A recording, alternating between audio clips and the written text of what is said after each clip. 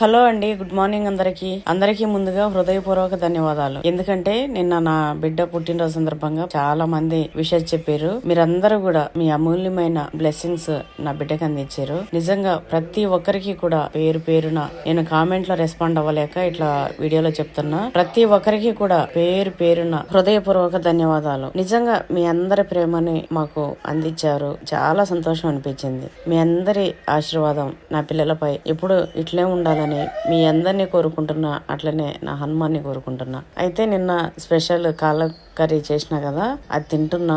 Super taste ఉంది. Super అంటే super taste ఉంది. బాగా ఉడికిపోయింది. మంచి టేస్ట్ వచ్చింది.